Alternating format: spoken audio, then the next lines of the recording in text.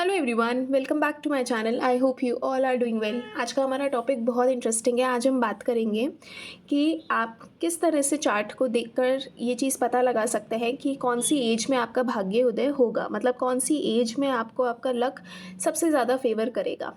And आप लोग please अपने चार्ट पे लगा के और मुझे क्रॉस चेक करके ज़रूर बताइएगा कि क्या आपको उन उन एजेस में कुछ ना कुछ प्रोमिनेंट बहुत ही अच्छे रिजल्ट्स आपको देखने को मिले क्या। ओके तो आज हम इस चीज़ को समझने की कोशिश करेंगे। अब देखिए, इस चीज़ को समझना इसलिए इतना ज़्यादा ज़रूरी है क्योंकि हमें पता होना चाहिए कि एक वो कौन सा एज जो निकल कर आएगा। ठीक है, मान लीजिए वो 1-2 साल का टाइम पीरियड होगा, तो उस टाइम पीरियड पे हमें हमारे एफ़र्ट्स डबल करना है। ओके, ताकि हम उससे मैक्सिमम हम आउटपुट निकाल पाएँ। तो इसीलिए आज हम इस चीज़ को समझने की कोशिश करेंगे। आई होप आपको ये वीडियो अच्छा लगेगा। अब देखिए, सबसे पहले हम एकदम बेसिक से स्टार्ट करेंगे। ठीक है, जो लोग भी एस्ट्रोलॉजी में न्यू हैं उनके लिए भी बहुत इजी रहेगा इस चीज़ को समझना। आपको अपने 9th हाउस को पकड़ना है। ठीक है, आप फर्स्ट हाउस से काउंट करना शुरू करेंगे एंड आप 9th हाउस पे पहुंचेंगे। आपको ये देखना है कि 9th हाउस को कौन सा प्लैनेट रूल कर रहा है। ठीक है, 9th हाउस को कौन सा प्लैनेट रूल कर रहा है और वो प्लैनेट कहाँ पे जाके प्लेस्ड है। ठीक है, और उस प्लैनेट ने किसी के साथ कंजंक्शन बना रखा है या फिर वो प्लैनेट किसी और के साथ म्यूचुअल एस्पेक्ट में है।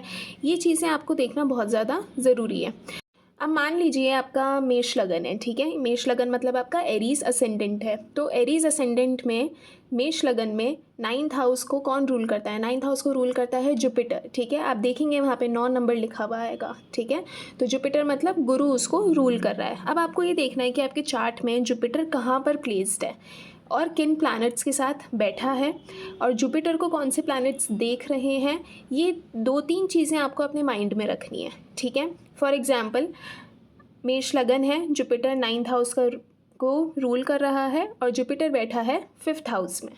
ठीक है, एंड जुपिटर के साथ यहाँ पर मरकरी भी प्लेस्ड है।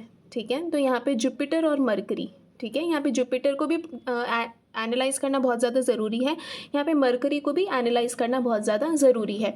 अब मान लीजिए 11th हाउस में सूर्य प्लेस्ड है। ठीक है, तो यहाँ पे सूर्य को भी एनालाइज करना बहुत ज़्यादा ज़रूरी है क्योंकि यहाँ पे ये एक दूसरे को म्यूचुअली एस्पेक्ट कर रहे हैं। तो ये 2-3 चीज़ें अपन को अपने माइंड में लेकर आगे चलना है so that we can know कि कौन कौन सी ऐसी एजेस आएंगी जहाँ पर हमें हमारे एफर्ट्स को डबल करना है ताकि हमें मैक्सिमम आउटपुट हम निकाल सकें उस टाइम पीरियड में। अब अपन अपने मेन एग्जाम्पल्स पर आते हैं। यहाँ पे मैं आपको 3 एग्जाम्पल्स दूंगी। आप कोशिश करिएगा कि आप इनको बहुत ही अच्छी तरह से समझ पाएँ। ओके, एंड फिर आपको सिमिलर पैटर्न को फॉलो करते हुए आपको अपने चार्ट पे लगा कर देखना है। मैं यहाँ पर आपको नोट डाउन करवा दूंगी कि कौन कौन सी एज पर कौन कौन से प्लैनेट्स एक्टिवेट होते हैं। ठीक है, सो दैट आपके लिए और भी ज़्यादा ईजी हो जाएगा। अब हम अपने पहले एग्जाम्पल पर आते हैं। मान लीजिए आपका वर्गो लगन है। ठीक है, आपका कन्या लगन है। तो आपके 9th हाउस का लॉर्ड कौन बनता है? शुक्र बनता है। ठीक है, आप देखेंगे 9th हाउस में 2 नंबर लिखा हुआ है, मतलब 2 नंबर को कौन रूल करता है? शुक्र रूल करता है। ठीक है, क्योंकि यहाँ पे टॉरस साइन आता है। तो यहाँ पे 9th हाउस को कौन रूल कर रहा है? शुक्र रूल कर रहा है और शुक्र बैठा है 4th हाउस में। ठीक है, जहाँ पर 9 नंबर लिखा हुआ है और शुक्र के साथ प्लेस्ड है मरकरी। ठीक है, तो यहाँ पे शुक्र और बुध दोनों ही एक साथ बैठे हैं 9 नंबर की राशि में और 9 नंबर की राशि को कौन रूल करता है? दैट इज़ जुपिटर, मतलब गुरु। तो अब हमें यहाँ पर तीनों प्लैनेट्स को लेकर चलना है। कौन कौन से प्लैनेट्स हैं? वीनस, मरकरी और जुपिटर। तो अब आप देखेंगे अगर आपके चार्ट में ऐसी प्लेसमेंट है तो यहाँ पर आपको कौन कौन सी एज में आपको प्रोमिनेंट अच्छे रिजल्ट्स देखने को मिल सकते हैं अपनी लाइफ में। तो सबसे पहले आपको देखने को मिलेगा 16 ईयर्स से लेकर 17 ईयर्स के अराउंड। ठीक है, 16-17 के एज के अराउंड यहाँ पे आपको आपकी लाइफ में कुछ अच्छा अचीवमेंट आपको देखने को मिलेगा क्योंकि ये साल जुपिटर रूल करता है। ठीक है, यहाँ इस टाइम पीरियड में जुपिटर का असर आपको देखने को मिलेगा। ठीक है, क्योंकि यहाँ पे 9 नंबर लिखा हुआ है तो हम जुपिटर को भी कंसिडर करेंगे। दूसरी जो चीज़ है वो है, अब 9th हाउस को रूल कर रहा है वीनस। तो यहाँ पे जो वीनस की जो मेच्योरिटी एज है, ठीक है, जहाँ पे वीनस आपको प्रोमिनेंट रिजल्ट देगा तो वो एज आती है 25-26 के अराउंड। ठीक है, तो आपको 25-26 ईयर के अराउंड या तो आपकी जॉब लग सकती है, आपकी शादी हो सकती है। फिर जो नेक्स्ट एज आती है वो हम कंसिडर करेंगे मरकरी के लिए। ओके, मरकरी का जो एज है वो है 30 to 33 के अराउंड आपको अपनी लाइफ में प्रोमिनेंट चेंज आपको देखने को मिलेगा एंड ये पॉजिटिव चेंज होगा। ओके, यहाँ पे हो सकता है इस टाइम पे आप कोई प्रॉपर्टी परचेज़ करें क्योंकि मरकरी 4th हाउस में प्लेस्ड है। वीनस के टाइम पे भी हो सकता है कि आप अपने घर में कुछ अच्छा इंटीरियर करवाएं। ठीक है, वीनस के टाइम पे भी हो सकता है आप इस टाइम पे कोई व्हीकल परचेज़ करें। तो इस तरह से हमने एजेस निकाल लिए हैं। ठीक है, तो इस चार्ट के अकॉर्डिंग जो प्रोमिनेंट एजेस निकली हैं वो हैं 16, 17, 25, 26 एंड 30 to 33। तो इन एजेस में आपको अपनी लाइफ में कुछ ना कुछ पॉजिटिव रिजल्ट ज़रूर देखने को मिलेगा। अब देखिए, यहाँ पे एक बहुत इंपॉर्टेंट चीज़ है जो आपको नोट करनी है। ठीक है, यहाँ पे मैंने आपको ये 3-4 आपको एजेस निकाल कर दिए हैं, लेकिन आपको सबसे ज़्यादा इंपॉर्टेंस कौन सी एज को देना है, जो कि 9th हाउस का लॉर्ड है। ठीक है, अभी जो एग्जांपल अपन ने समझा है इसमें वीनस था। ठीक है, तो यहाँ पे जो मैंने वीनस की जो एजेस बताई हैं वहाँ पर आपको सबसे ज़्यादा पॉजिटिव रिजल्ट देखने को मिलेंगे। ठीक है, ऑल्दो आपको जुपिटर और मरकरी के भी टाइम पे देखने को मिलेंगे, लेकिन जो मैक्सिमम आपको आउटपुट देखने को मिलेगा आपके हार्डवर्क का वो आपको वीनस के टाइम पीरियड के अराउंड देखने को मिलेगा। ठीक है, जब भी वीनस की मैच्योरिटी एज स्टार्ट होगी। ओके, एंड ये मैंने बता दिया है कि वीनस का 25, 26 के अराउंड आपको देखने को मिलेगा। तो इसीलिए आपको 9th हाउस के प्लैनेट को ज़्यादा इम्पोर्टेंस देनी है। अब हम अपने नेक्स्ट एग्जाम्पल पर आते हैं। मान लीजिए आपका कैप्रिकॉन असेंडेंट है। ठीक है, आपका मकर लगन है, तो आपके 9th हाउस का लॉर्ड कौन बनता है? मरकरी बनता है। ठीक है, बुध बनता है। अब मान लीजिए बुध आपके फर्स्ट हाउस में प्लेस्ड है। ठीक है, फर्स्ट हाउस में बुध प्लेस्ड है मार्स के साथ। ओके, एंड सैटर्न यहाँ पे 7th हाउस में प्लेस्ड है। ओके, अब हम इसको कैलकुलेट करने का कोशिश करते हैं। ठीक है, अब जैसा कि मैंने आपको बताया, सबसे पहले आपको 9th हाउस के लॉर्ड को पकड़ना है। ठीक है, कौन है वो? मरकरी। ठीक है, अब आपको मरकरी की एजेस आपको नोट डाउन करनी है, दैट इज़ 30 to 33 अराउंड। ठीक है, अब मरकरी किसके साथ प्लेस्ड है? मरकरी प्लेस्ड है मार्स के साथ। ओके, तो मार्स की एक्टिवेशन पीरियड कौन सा होता है? 28, 29। ठीक है, मार्स का वैसे तो 28 से 31 तक का होता है, लेकिन जो पीक आपको रिजल्ट देखने को मिलेगा वो 28, 29 के अराउंड ही देखने को मिलेगा। ओके, तो यहाँ पर एक तो आपकी मरकरी की एजेस मैंने नोट करवा दी हैं। अब अपन ने मार्स का भी कैलकुलेट कर लिया है, विच इज़ 28 एंड 29। ओके, अब आप देखेंगे कि मार्स और मरकरी दोनों ही कैप्रिकॉन के साइन में प्लेस्ड है एंड सैटर्न 7th हाउस में प्लेस्ड है। ठीक है, तो यहाँ पे आप देखेंगे इनका म्यूचुअल एस्पेक्ट हो रहा है। ठीक है, सैटर्न मरकरी को भी एस्पेक्ट कर रहा है और मार्स को भी एस्पेक्ट कर रहा है, एंड सेम मरकरी और मार्स दोनों सैटर्न को एस्पेक्ट कर रहे हैं। तो यहाँ पे सैटर्न को भी कंसिडर करना बहुत ज़्यादा इम्पॉर्टेंट है। तो यहाँ पे सैटर्न का मैच्योरिटी एज होता है 36, 37। ओके, ऑल्दो ये 39 तक स्ट्रेच होता है, लेकिन आपको पीक रिजल्ट अराउंड 36, 37 में ही देखने को मिल जाएगा। ओके, तो अपन ने इस चार्ट में जितनी भी एजेस नोट डाउन करी हैं, जितनी भी एजेस अपन ने इस चार्ट में निकाली हैं, इन एजेस में हो सकता है आपको करियर में बहुत अच्छा कुछ अचीवमेंट मिले। हो सकता है आपके इस टाइम पीरियड में कहीं ना कहीं आपका मैरिज को लेकर आपका अच्छी जगह सेटलमेंट हो जाए। ठीक है, या फिर आप कुछ अच्छा खासा कुछ परचेज़ कर सकते हैं, for example property, vehicle, in short, या फिर आपका बिजनेस बहुत अच्छा चल रहा है, मतलब चलेगा इस टाइम पीरियड पे। तो इन शॉर्ट ये जो टाइम पीरियड मैंने आपको नोट डाउन कराया है ये बहुत ही प्रॉफिटेबल टाइम पीरियड्स हैं। तो इसमें आपको बहुत ज़्यादा हार्ड वर्क करना है ताकि आप मैक्सिमम आउटपुट निकाल सकें।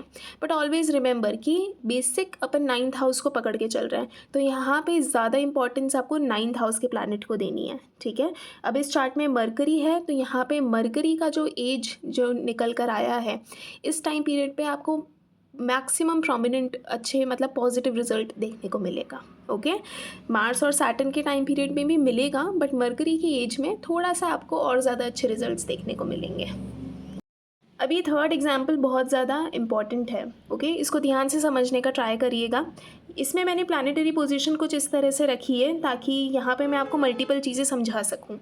अब मान लीजिए आपका है स्कॉर्पियो असेंडेंट। ठीक है, यहाँ पे आपका वृश्चिक लगन है। ओके, तो वृश्चिक लगन में जो 9th हाउस का लॉर्ड बनता है वो है चंद्रमा। ठीक है, चंद्रमा यहाँ पर 10th हाउस में प्लेस्ड है सूर्य के साथ। ओके। एंड यहाँ पे सेकंड हाउस में जुपिटर प्लेस्ड है और यहाँ पर सिक्स्थ हाउस में मार्स प्लेस्ड है एंड फोर्थ हाउस में सैटर्न प्लेस्ड है। ठीक है, अब देखिए जिन लोगों ने भी मेरी प्रीवियस वीडियो नहीं देखी है ट्राइन कनेक्शन के ऊपर, तो आप प्लीज़ वो जाके ज़रूर देखिएगा, क्योंकि अब मैं इसमें यहाँ पे ट्राइन कनेक्शन के बारे में बात करूँगी। ओके, तो अब देखिए लास्ट दो एग्जाम्पल में हमने कंजंक्शन के बारे में समझा कि जैसे लास्ट एग्जाम्पल में मंगल और बुध का कंजंक्शन था, ठीक है, और सैटर्न का सामने से म्यूचुअल एस्पेक्ट भी था। ठीक है, सैटर्न और मरकरी मार्स ये तीनों एक दूसरे को एस्पेक्ट कर रहे थे। ठीक है, अब इस चार्ट में हम ट्राइन कनेक्शन को भी समझने की कोशिश करेंगे। तो अब सबसे पहले हम यहाँ पे स्टेप बाय स्टेप चलेंगे। सबसे पहले हम यहाँ पे चंद्रमा को लेंगे। ठीक है, अब चंद्रमा का जो मैच्योरिटी एज होता है वो हम 24 एज मान के चलते हैं। ठीक है, तो एक तो आपको सबसे ज़्यादा प्रोमिनेंट रिजल्ट आपको 24 की एज में देखने को मिलेगा। हो सकता है आपकी जॉब लग जाए, हो सकता है आपकी शादी हो जाए, या फिर हो सकता है आपकी लाइफ में कुछ भी बहुत अच्छा चेंज आए। ठीक है, तो एक तो एज आपको 24 देखने को मिलेगी। तो हमने चंद्रमा को कवर करा। अब चंद्रमा जाके बैठा है 10th हाउस में सिंह राशि में और सूर्य के साथ, तो यहाँ पे सूर्य को भी कंसिडर करना बहुत ज़्यादा ज़रूरी है। अब सूर्य का जो मैच्योरिटी एज होती है वो होती है 21-22 साल। ठीक है, 21-22 साल के बीच में आपको बहुत अच्छे रिजल्ट देखने को मिलेंगे। ठीक है, 21 भी लेते हैं, 22 भी लेते हैं, तो इन 2 साल में आपको अच्छे रिजल्ट देखने को मिलेंगे। ओके, तो हमने 2 प्लैनेट्स को कवर करा। अब अपन को क्या देखना है, अब हमें देखना है कि इस चंद्रमा को कौन कौन से प्लैनेट्स एस्पेक्ट कर रहे हैं और कौन से प्लैनेट चंद्रमा के ट्राइन में बैठे हैं। मैं फिर बोल रही हूँ, अगर आपको ट्राइन का कनेक्शन नहीं पता तो आप प्लीज़ लास्ट वीडियो जाके ज़रूर देखिए। अब देखिए यहाँ पे चंद्रमा के ट्राइन में कौन से प्लैनेट आ रहे हैं। चंद्रमा के ट्राइन में आ रहे हैं जुपिटर और मार्स। ठीक है, गुरु और मंगल। तो हम यहाँ पे गुरु की भी एज को कंसिडर करेंगे। ओके, तो गुरु की एज है 16-17 अराउंड। ठीक है, 16-17 की एज में आपको अच्छा रिजल्ट देखने को मिलेगा।